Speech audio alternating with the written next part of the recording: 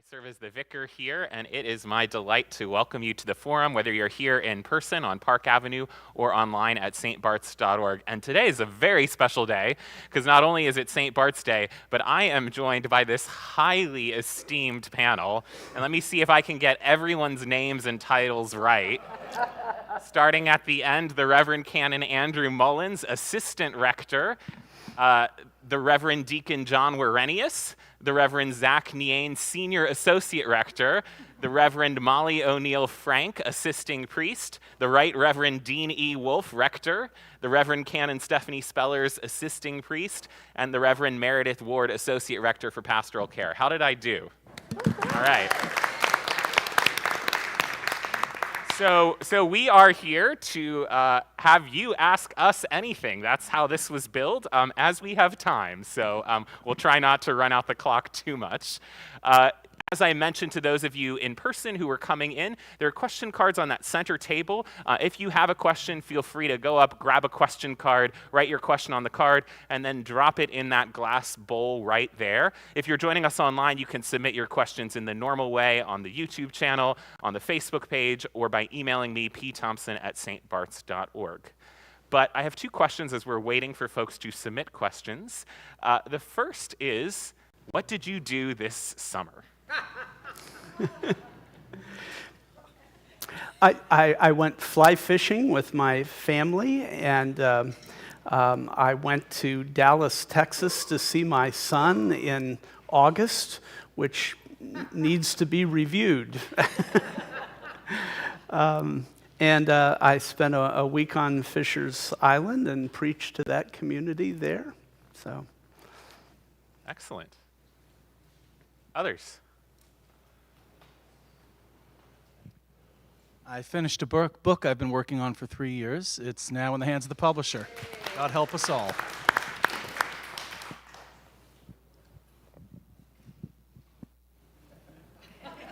Well, I just got back from vacation where I was up in Northern California on a biodynamic farm.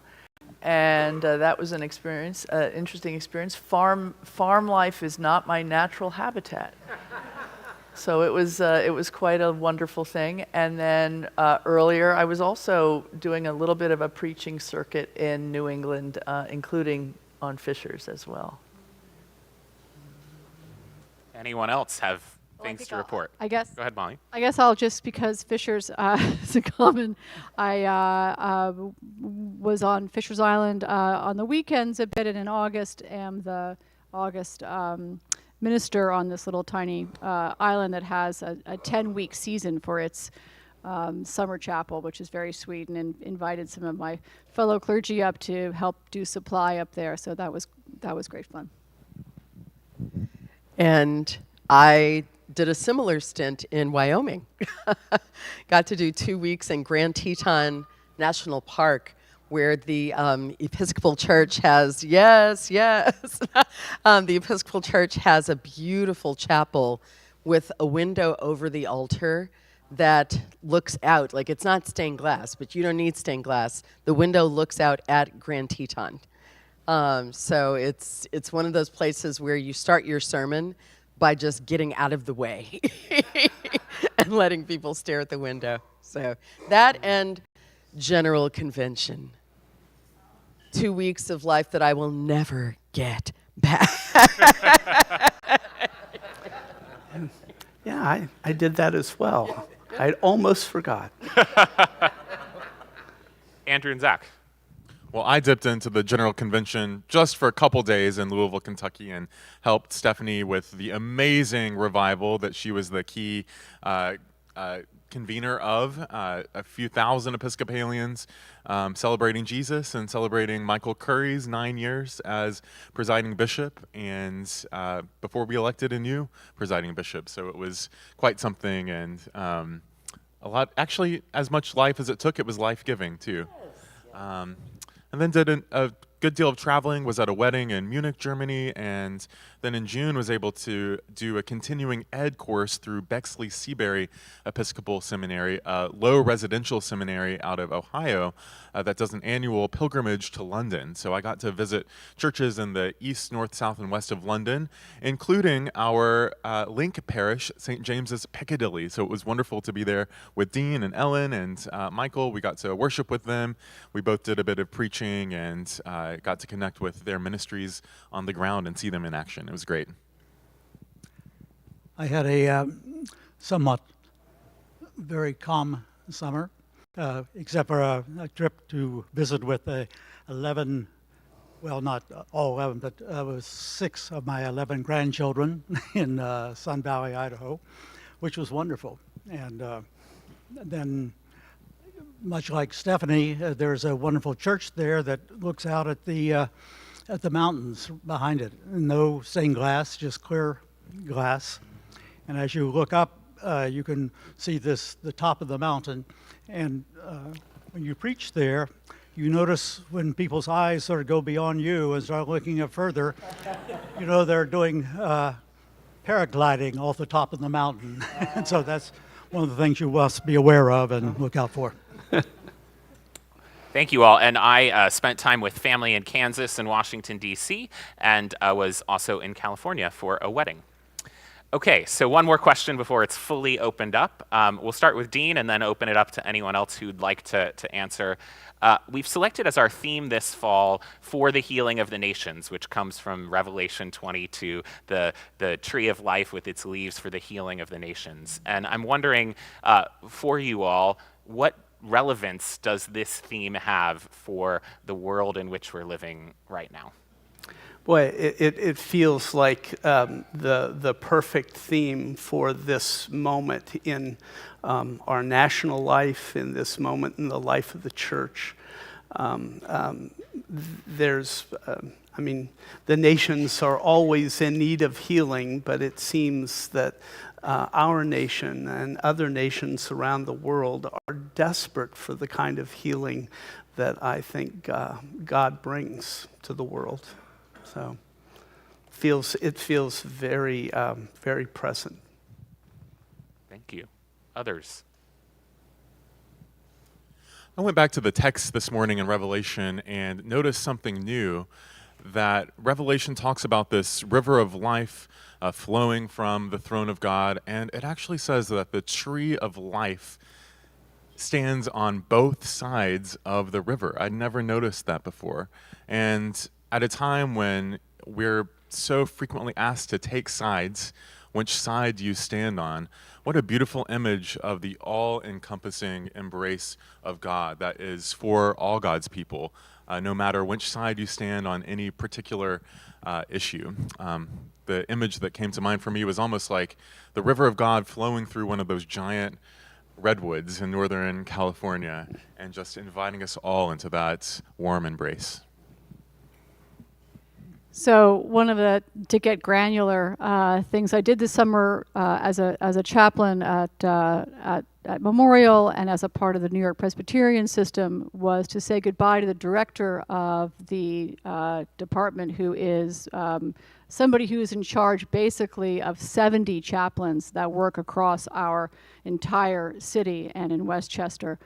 And I was struck by this extraordinary room full of hospital chaplains, and the diversity of the personalities, the diversity of the ethnicities, the diversity of the social location, cultural backgrounds, of languages, all in this room together, doing one thing, which is to be with people as they are going through terrible suffering in the hospital, and to be with them in the way that they need us to be with them. And it kind of struck me that the healing of the nations kind of takes place both on this multicultural level, but on a granular level as well, person to person, human being to human being, that really has sort of nothing particularly to do with the sort of political or necessarily ethnic differences, but has to do with the human common common element in our joy and in our suffering. So that was sort of something that struck me in terms of a granular approach to the healing of the nations. Anyone else? A lot of questions in that book. All right, we'll get to it. First question, tell us about your personal passions outside of church.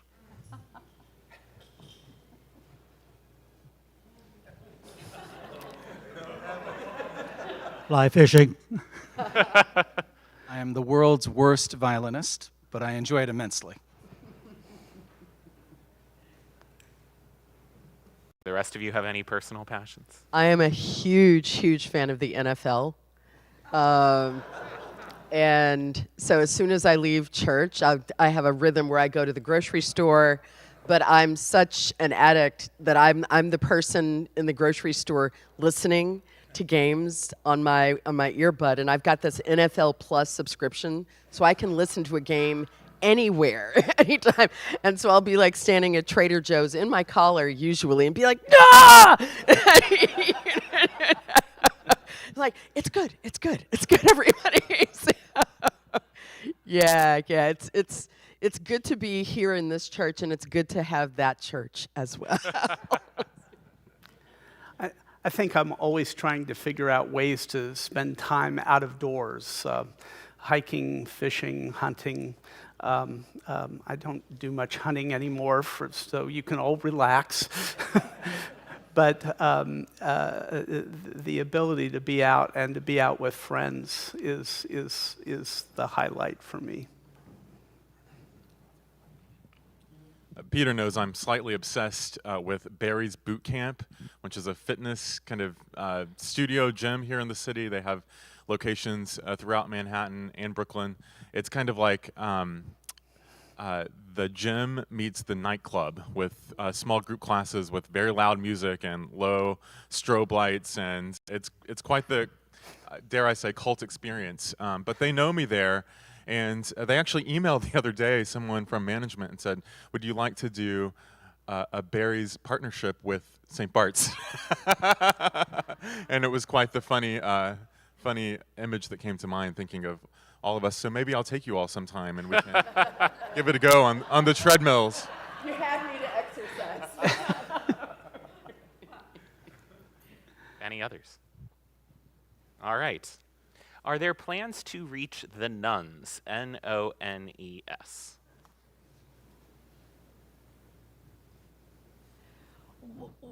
Well, I guess what's the context? I think reaching the nuns means we have to come out of church a little bit, because people who don't have any particular interest in being in church are just not going to come to church because we think they should come here because we are so wonderfully, radically welcoming.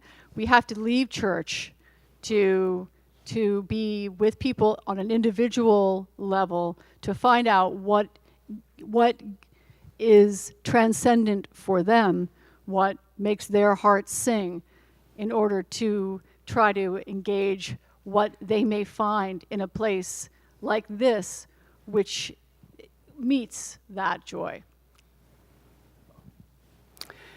Yeah, it feels to me like we are always, we have several strategies, but maybe the primary strategy is to put together the best team that you can find and have that be a draw for all kinds of things. But I agree with Molly, we really need to find ways of getting out of the box, being out of the church, because they're not likely to meet us here. We're going to have to meet them where they are. I'm actually going to be, part of what I did this summer was work on a new book project, just kind of the proposal for it at this stage. But the title is Church Tomorrow, and it's a question mark. And then nuns, duns, and pandemic dropouts prophesy to the dry bones of the church. So I'm going to be spending some time in the new year interviewing groups of nuns and also duns who are the people who used to go to church but don't anymore. They're done with church, and pandemic dropouts, the folks who were regular, and then the moment they essentially received a permission slip that said you don't have to come to church, they just stopped. And what I want to find out is a lot of what you all were just saying, but I want to do this in kind of a systematic way and to learn, what do they have to teach the church? Because I think often we're trying to figure out, how do we present ourselves a certain way for them, but a lot of them are finding spiritual life outside. Many of them, are talking to God. They're creating circles that are spiritually nourishing. So is there something that's happening out there that could actually help us to approach Christian community afresh? And then together, what could we do for God? So stay tuned. I think the book will probably be out by just the way the publishing cycle works. It'll be out next, early in 2026.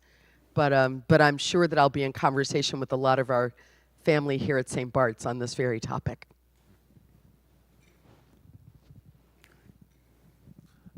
I agree with everything that's been said, and would lift up to celebrate the unique thing that's happened since COVID, which is that our adult baptisms at St. Bart's have been basically tracking with infant and child baptisms. In fact, at one point in this calendar year, we had baptized more adults than babies. And so the patterns of religiosity and the ways that people come to church really are changing. And I'm encouraged that the Holy Spirit is alive and active in people's lives. A number of folks have come to St. Bart's in the past year who literally kind of on their own, on a whim, started reading the Bible and praying. Didn't have anything to do with us, but then we were able to be the container that kind of caught them as they sought a framework to kind of live out this emerging sense of faith and seeking that they'd been feeling. Yeah, I also agree with everything that's been said, and some of the nuns are already here. Spend some time in our building on a Wednesday.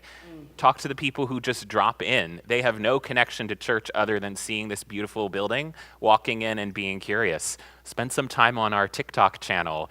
Lots of people are seeing our videos who have no other connection to church. I think some of the question is, how do we bring the nuns? They're having some connection with us. How do we bring them further in? So with that being said, the next question is, would you talk about the impact on St. Bart's from so many people participating virtually?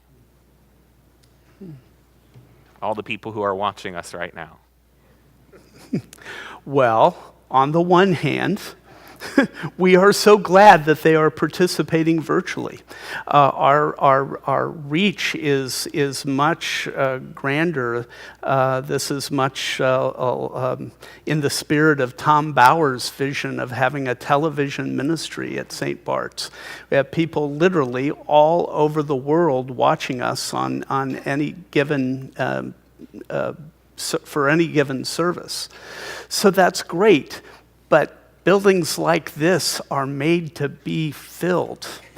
This is not a place where, a few people, makes us all feel satisfied. There's a critical mass that we sometimes lose when people aren't here. And so my hope is that we can have both worlds, both people watching at home in Singapore or Maine or Vermont or California, as well as people coming and participating here. But there's nothing like being here and being in that space. It is a mystical experience in and of itself to just be here. And so... One thing I'd like to mention is that some of the people who are watching from all over the world are actually former members here. And they have searched for another church that had what this church had, and they have been able to find it. And because of the television ministry and the streaming, they're able to worship with us. And so that is a portion of those people that agree with what Dean is saying. We really need and want people in the church here. but this is a ministry that perhaps you haven't thought of. But I've had several of them call me, talk to me, and things like that, and I'm very, very, very, very aware of that. Yeah, I also would like to mention in addition to worshiping on Sunday, which is a big part of the streaming service that we do, is our classes and small groups, which most of which meet online. They're Zoom meetings for Peter's adult formation classes and our small groups, which include the grief group and the retirement group, which are 100% on Zoom. And it allows these groups, which it seems like you would want to be in a room together and develop a kind of an intimate connection to each other. It's extraordinary what happens in these Zoom meetings with these groups, which are, in which people get very vulnerable and learn from each other and support each other. And this could not happen. And there are people from all, again, just as Dean said earlier, people from all over the country who join us. And we've developed amazing communities through these small groups on Zoom, which also wouldn't happen without the online ministry. So again, both and, I think, is the key here. And I kind of like to remind everyone that almost everyone is a hybrid parishioner. Most of you are watching online or participating in some kind of online small group as well as being here in person. And even some of these people that are in far-flung places come here on pilgrimage. So everyone has a little bit of St. Bart's in person and a little bit of St. Bart's online. For some people it's 50-50, for some it's 30-70, but we're all kind of living in a hybrid world. So we'll take, appropriately, a question from a member of our online audience. Can you tell us about current interfaith efforts? So maybe Meredith is the current interfaith efforts. Well, as you may know, we have a developing friendship with Central Synagogue right up the street. And I've been very fortunate to develop a great partnership relationship with Rabbi Sarah Berman there, who is, I think, a kindred spirit. And we also, as a congregation, are very lucky to have Central Synagogue up the street. We're sympathetic congregations. I think we speak the same language. And it's wonderful to come together and learn together. We've had classes together. We've had all kinds of events together. So it's really a gift to be able to work together with our Jewish friends to learn and to explore together. And what it does is it for those of us here at St. Bart's, it invites us to try to explain what we believe to people who from a different faith. And it's a challenge when you're sitting at a table with our Jewish friends when they ask you a question.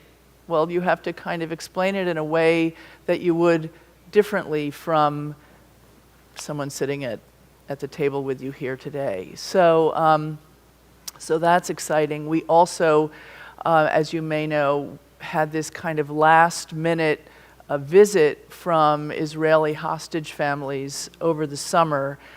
This was also through our connections with Central Synagogue.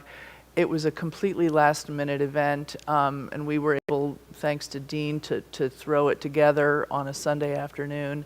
And that was a very powerful witness from families of Israeli hostages who were pleading for peace. And it was a powerful witness. So that is one aspect of what we're doing. And I would just add that we're very proud of Meredith, who serves on the Diocesan Interfaith Commission and has been doing important work there. It's harder to connect with the Muslim community here, and we've had bits and pieces of that, but I don't think we've reached the kind of collaboration that we enjoy with the Jewish community. Can you talk about the importance for clergy to speak out in these fraught times? There was a reference to your sermon this morning, Dean. Yeah. Many have not heard, but some have heard. Well, I'll just say this is a tough time for preachers, because we are committed to being nonpartisan, but everything you talk about sounds partisan, and you can't avoid being political. I hope I'll be able to make that point with you using actually a beautiful article written by the head of school of the Browning School, John Body. I found this in his blog online, and he was making the distinction between being political and being partisan, and saying that he believes schools, and I would say, and churches, cannot avoid being political. Jesus is political. The decision about who gets what is a political kind of decision, and Jesus has opinions about that. But we can't think that any one party is going to fulfill our vision for that. And that's why you'll see us taking some effort to be nonpartisan, which in this environment seems like a capitulation, and sometimes feels like we're not giving it our all. But we are. I pray that you will appreciate and respect the work that we will do between now and November in offering a variety of different programs on Christian nationalism, which is not Christian. And I hope that in our preaching, in our teaching, and in our pastoral care of the community, we can walk through what feels to me like a very fraught time. Anyone else? What do y'all? I would just also say, it's great when you have young associates, because those guys, they say things you didn't have the courage to whip up, and I'm pushed in the best of ways by the staff that we've gathered here, because I don't know if you know it, but none of these folks are shy or retiring.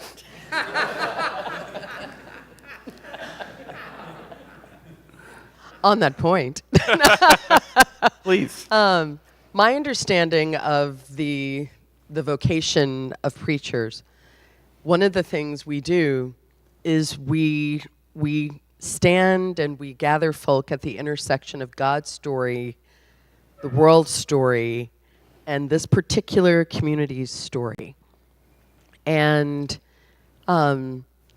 we bring the gospel to bear, and we read the gospel through into all of those stories.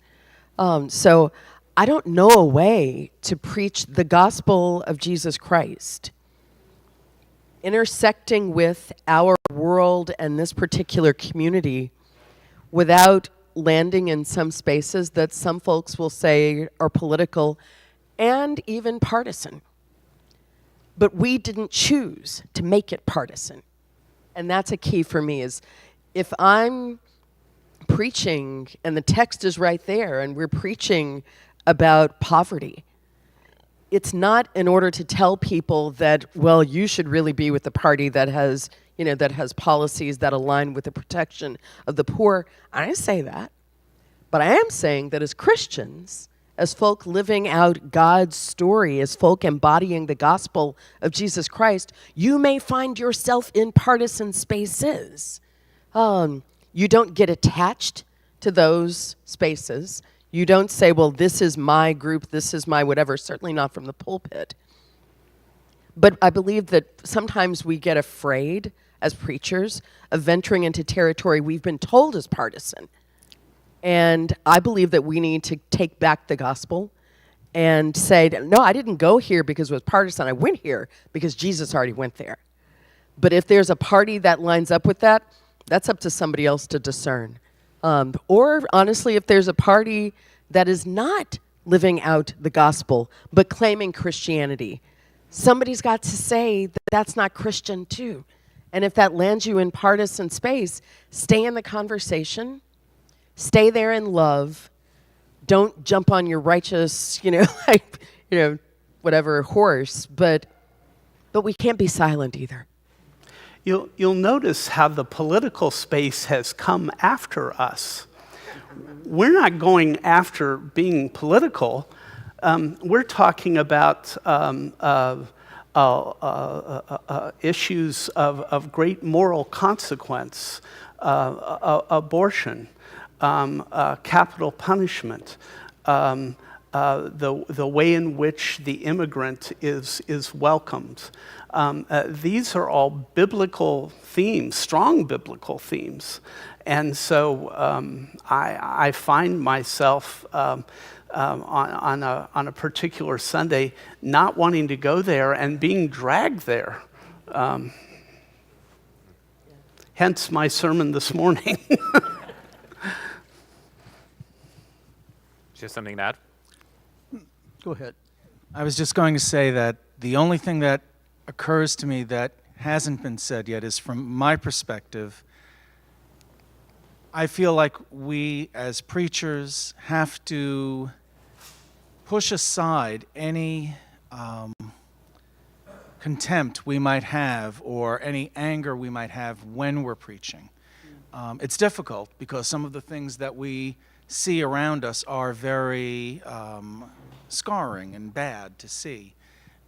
But I think that we have to be able to preach in a way and speak with people afterwards in a way that does not treat them with contempt. And I'm not saying I've ever seen anything like that here at St. Bart's. I'm actually saying, as someone myself who has a career outside the church, I have to work doubly hard on not doing that, because when I'm out in the world doing lawyer work, legal work, I have to be all the more careful to remember my goals here at St. Bart's and my place at St. Bart's, because I can't shed that even when I enter the work sphere or the legal sphere. What is something you love about being an ordained minister, and what's something you don't love? Wow. Molly, you're the newest ordained minister. What have you discovered?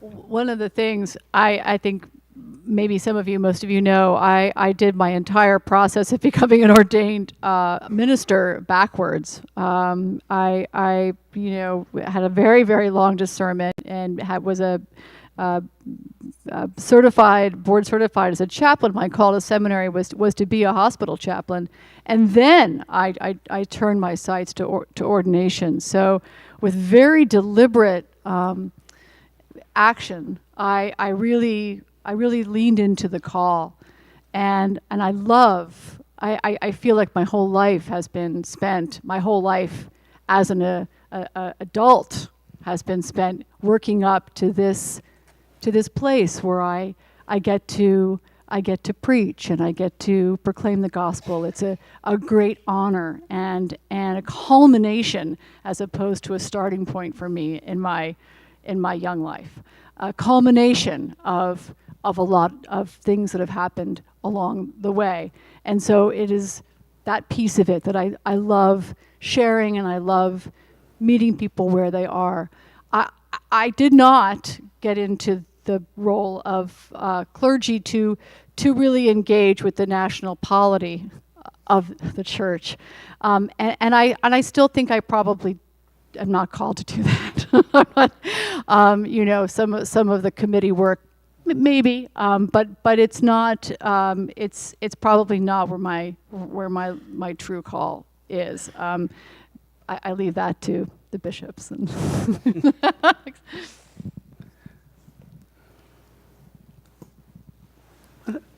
Well, this is an extraordinary privilege to to be in a vocation where people come and trust you with some of the most precious and sensitive and tender parts of their life, of some of the greatest pain they've ever experienced or the greatest joy.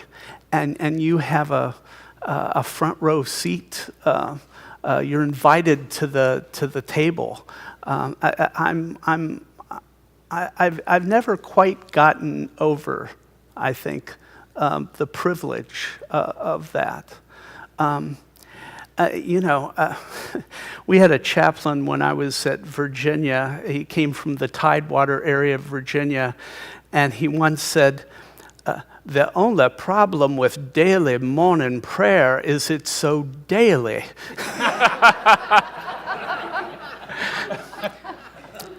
So too with ministry.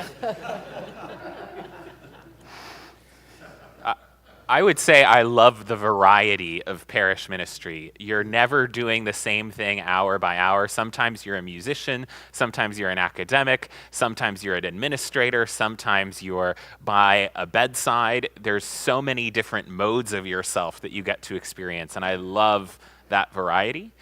What I don't like, being so visible. I preached on this once in a sermon, so some of you may remember this, but this is like a magnet, especially on the subway or anywhere else. And I couldn't wait to put one of these on, and now that I have one, I can't wait to take it off. Anyone else? Yeah.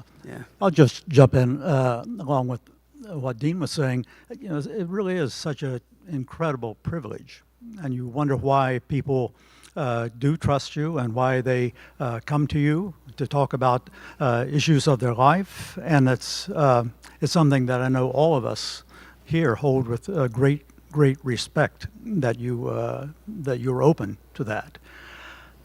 The difficult part is those times when you really feel that you have failed, because that is a very, very sad part of the ministry. And it's difficult to turn to someone else about that as well. And so there was a book written called The Lonely Profession, and it's really about clergy. And it's the fact that they often carry so many things in their hearts and minds that they really can't share with other people because of the privilege that you have of hearing those stories, and really not it's not something you go run to everyone else and say, well, just guess what I just heard. That's not part of your life, and that's something you carry with you, and you remember those people, and you think of them in their daily lives and what they're suffering with, and how they yet are able to minister to others themselves in their own ministries, how they're able to achieve what they do, how they are able to worship God and to be a part of a worshiping community like us.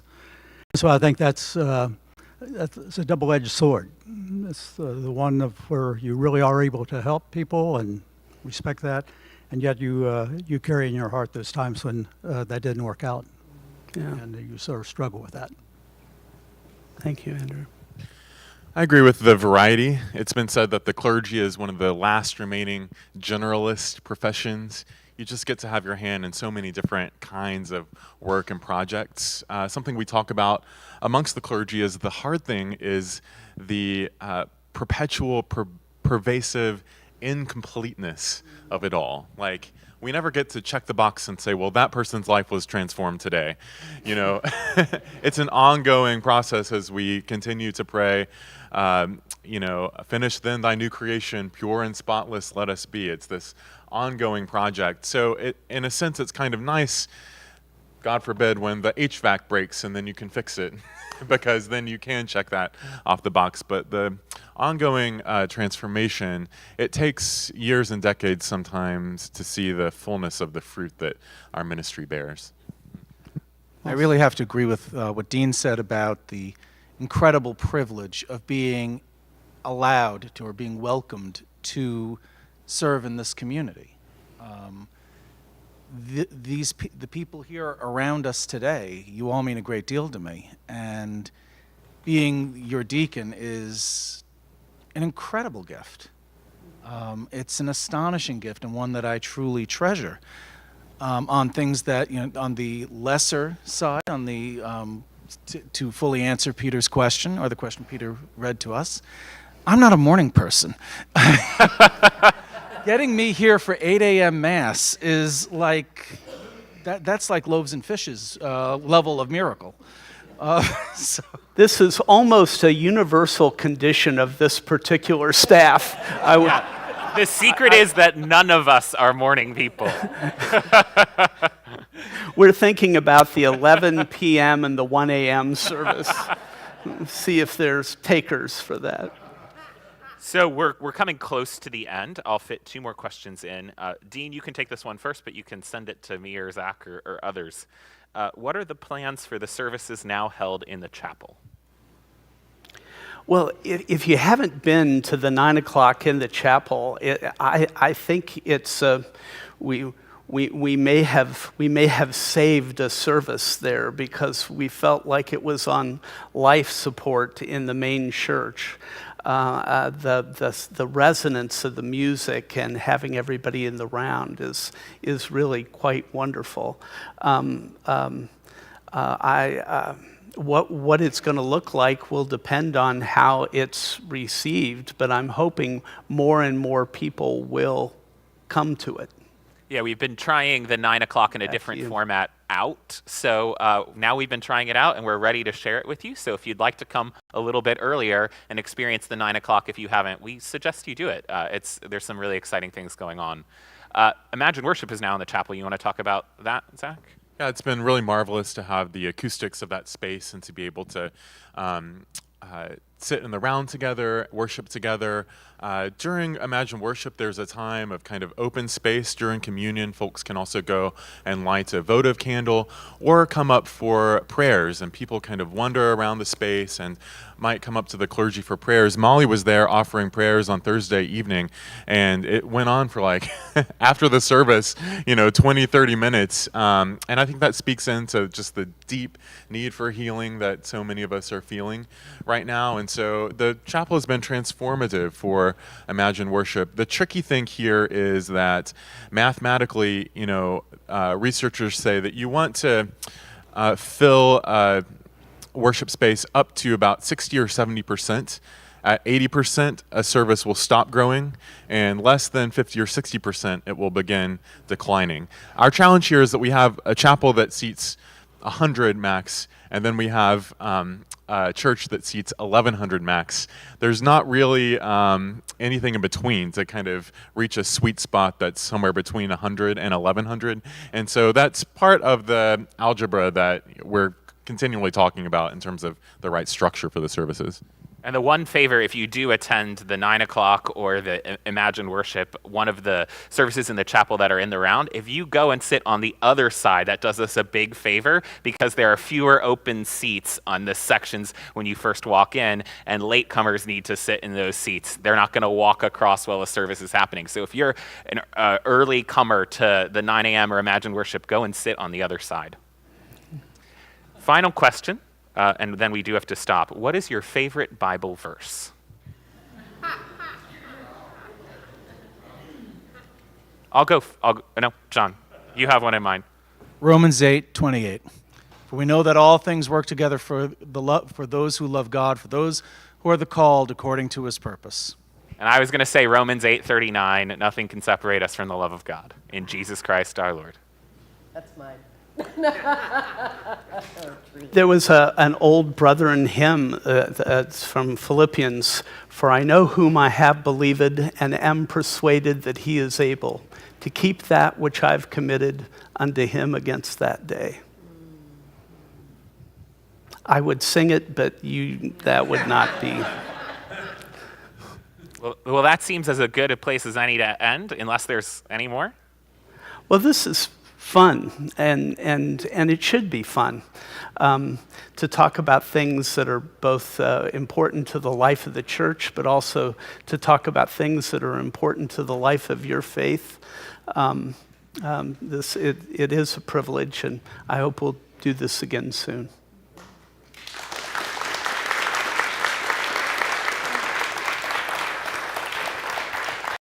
Thanks all for being here, whether online or in person. We hope you'll stick around and celebrate St. Bart's Day all today at 11 a.m. for worship, and then the St. Bart's Fair after the 11 a.m. service for those of you that are here. Next week at the Forum, I'll be away, but Zach will be here with Steve Ross, our own Steve Ross, who is going to talk about his graphic novel, Marked, based on the Gospel of Mark. So see you then. It's really cool. You come and hear about it.